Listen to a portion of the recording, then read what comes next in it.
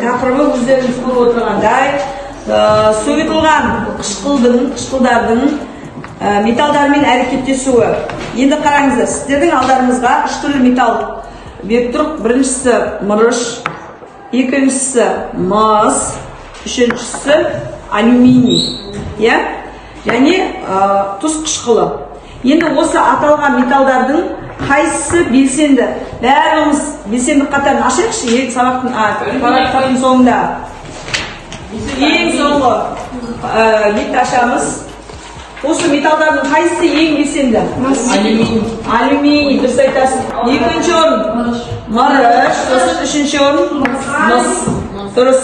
Енді міне осы аталған металдарды қазір 3 таза сынауыққа аламыз. Осы 3 сынауыққа біз осы металдарды салатын боламыз. Ең бірінші мыстан бастайық.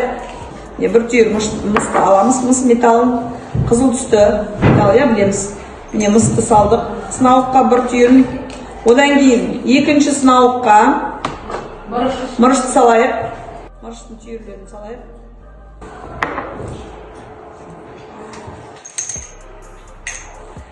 Одан кейін үшінші сынауыққа алюминий пластинкаларын салайық. Енді осы аталған 3 металға қазір біртіндеп қышқыл құятын боламыз. Ол қышқыл бізде H-хлор, тұз қышқылы.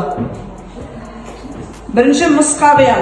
Қараңыз, купрум қосылған H-хлор. Бәріміз бақылап қарап отырайық. Купрум қосылған H-хлор, балалар. Реакция жүрді ма? Жоқ, жүрген жоқ. Жақындап қарауыңызға олар. Реакция байқалған жоқ. Неге де ойлайсыз?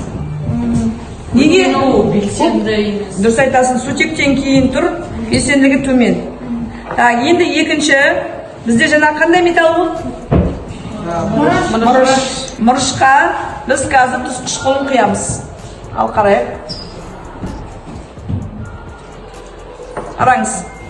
Жақындап бәріңіз қарау болады. Әліп сутек газы бөлініп жатыр. Солай ма? Сіздер қараңыздар. Сутек газы не істеп жатыр? Бөлініп жатыр.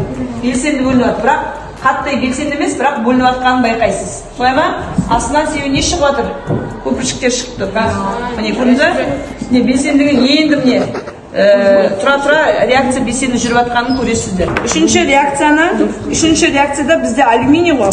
Енді алюминий қалай ойлайсыз? Мырышқа қарағанда сутек газы көп бөліне ме, аз бөліне ме? Көп бөлінеді. Неге? Оның белсенділігі мырышқа қарағанда жоғары, дұрыс белсенділік. Енді қазір осы шыққан сутектің бар екендігін дәлелдеу үшін спиртшамды жағамыз. Енді мына алюминийге манағы металдар сияқты дәл солай тұз қышқылы ерітіндісін құямыз. Көрдіңіз ба? Сутек газы не істеп жатыр? Өте белсенді бөлініп жатыр, Сутек газы, қараңыз, белсенділік бөлініп жатыр. Енді осы белсенді бөлінгендігін тексеру үшін қазір мына жанып тұрған спиртшамды мына таяқшаны алып жандырамыз. Сосын жандырғаннан кейін осыны сөндіріп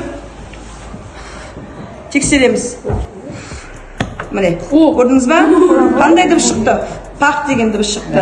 Ол пақ деген дыбысының шыққандығы таза сутектің бөлінгендігін дәлелдейді. Түсінікті ма?